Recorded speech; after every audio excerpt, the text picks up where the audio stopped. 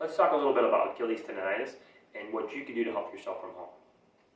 From a physical therapist perspective, first thing we teach our patients is to be patient with Achilles tendonitis. It can be an extremely stubborn diagnosis. One of the reasons for this is because you really can't rest from all of the activities during your day that stress that Achilles tendon. Walking around, going up and down stairs, maybe what you're doing at work, or some of those activities that you do just to get around are causing some strain to the Achilles tendon, particularly if those soft tissues in that area are tight, and that's what's one of the contributing factors to the cause. Now, there's two types of Achilles tendonitis, and how we treat them can be slightly different. What we'll do is create kind of that generic overview for you, and then if there's more questions, you can feel free to email us or call us for more specific details on your particular case. The first type of Achilles tendonitis is what we call mid-portion Achilles tendonitis. When you grab your Achilles tendon behind the back of your ankle, if you can palpate or feel that tenderness from the Achilles tendon, then that's probably a mid-portion Achilles tendonitis. That will respond really well to strengthening exercises, stretching exercises, and lots of soft tissue massage. If you can't feel it in that area, you take your shoe off and you can feel the tenderness right on the back of the heel, well, that's insertional Achilles tendonitis. And in that case, one of the primary things you can do for that is to rest and stretch, particularly stretching the areas not just of your ankle, but also of your foot, your hip, your lower back, and your knee. What can you do to help yourself at home? The first thing you can do to help yourself at home is look at your footwear. If you're wearing flat shoes, you're wearing things that are unsupportive, or you're wearing high heels on a regular basis, and you're experiencing Achilles tendonitis, you want to stop doing that. You want to put on a nice, comfortable pair of shoes. One of the first recommendations I have for my patients is to put on a pair of sneakers. Wear the sneakers 100% of the time. Wear them in your house, wear them around the yard, wear them at work if you're allowed to.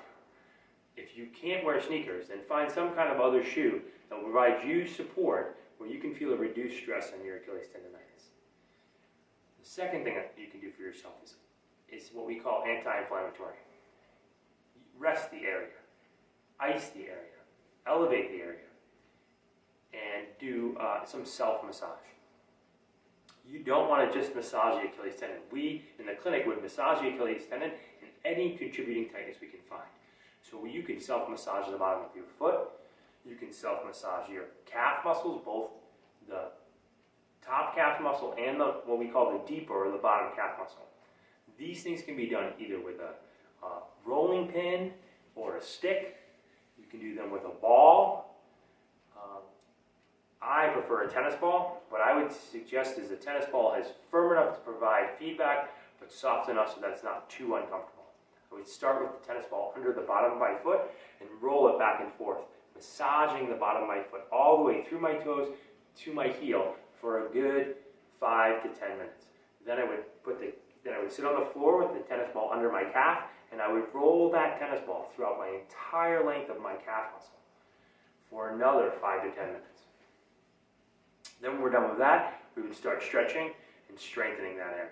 Okay, let's talk about Achilles tendon strengthening exercises as well as calf strengthening exercises. They kind of go hand in hand, but one of the gold standards for Achilles tendon strengthening is what we call the eccentric heel drop. This is something that can be easily done at home. In fact, a lot of what we do for this type of strength exercise is actually a home program.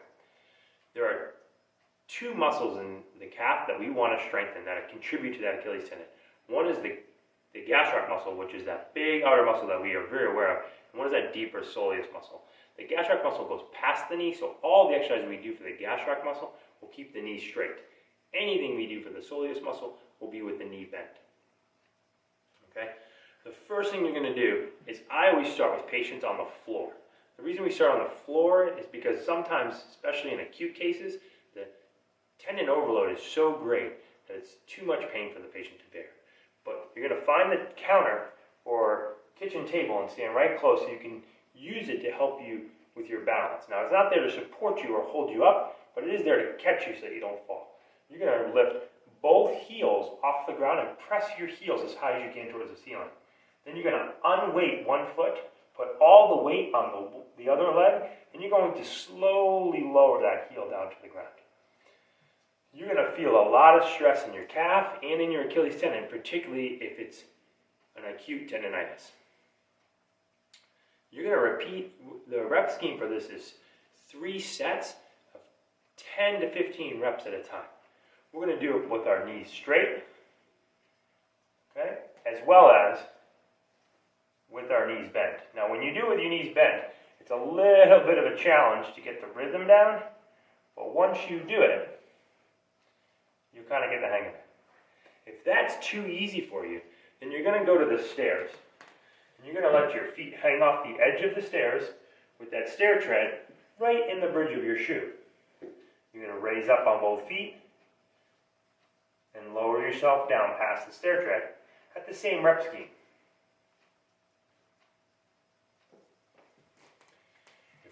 If the first exercise was too hard for you, then all you're going to do is practice really going up on 2 feet and slowly lowering yourself down on 2 feet, trying to keep as much weight balanced between both feet as possible.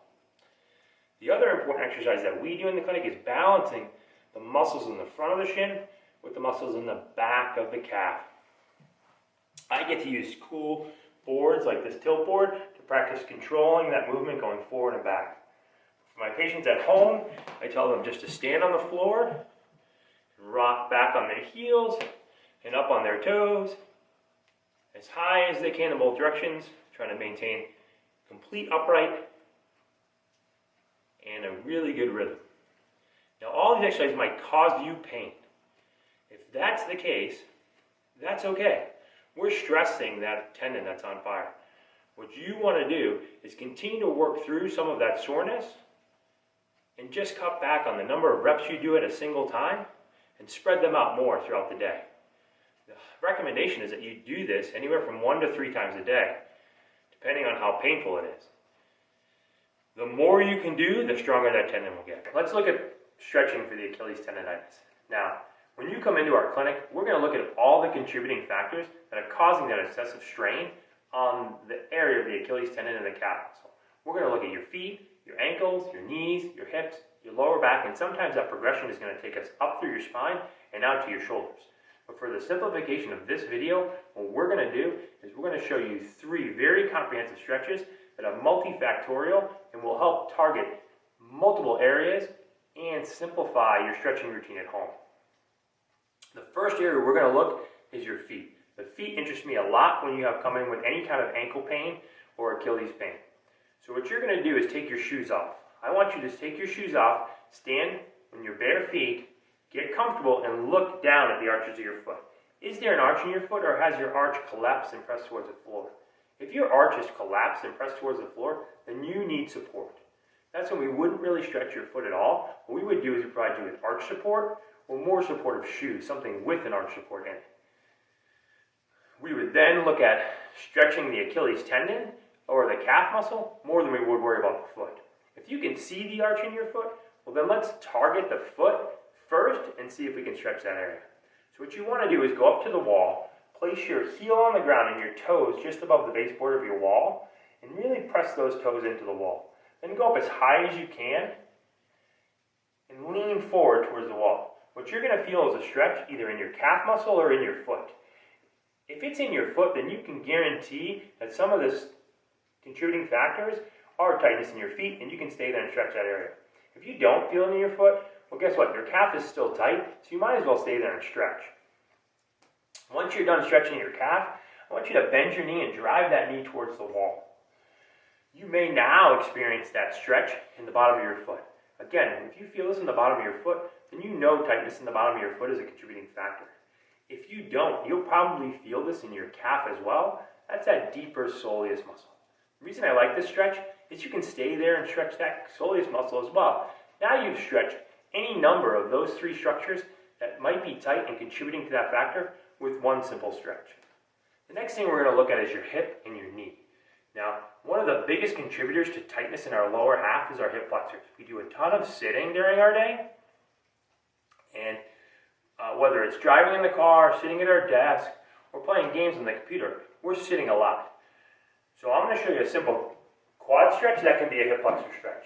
I want you to take your foot, put it on the armrest of your couch, and then push your hips forward as far as you possibly can. Okay? You don't want to lean into the stretch to get that quad muscle, because your hip flexor may be contributing more than your quad, and you'll miss out on it. What you want to do instead is, if you don't feel it here, move yourself further away from that structure. And then if you have to, lower yourself down a little bit. You could feel that stretch anywhere from the front of your hip all the way down through your knee. Again, we're targeting two areas, your knee and your hip, with one stretch. And the third stretch, particularly if you're a runner, is one of my favorite stretches. We're going to do like a low back stretch. What you're going to do is lay down on the floor and or your bed. You're going to lay back with your knees bent and your feet flat. You're going to put your arms out to the side, and you're going to let your knees fall to one side. When you do this, you might feel the stretch anywhere from your shoulder through your rib cage, down through your hip, or out to your knee. It's going to stretch the tightest structure from your shoulder all the way down to your knee. You should feel similar on both sides. A lot of times what we see is an imbalance where one side is much tighter than the other.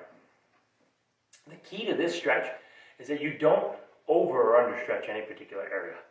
Don't throw your knee over the top of the other knee just to isolate your back or your glute, because you might miss out on something that's tighter down through your thigh or your knee.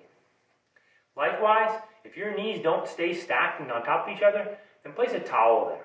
That towel will help keep you supported and allow for that full rotation and stretch for that area that's tightest.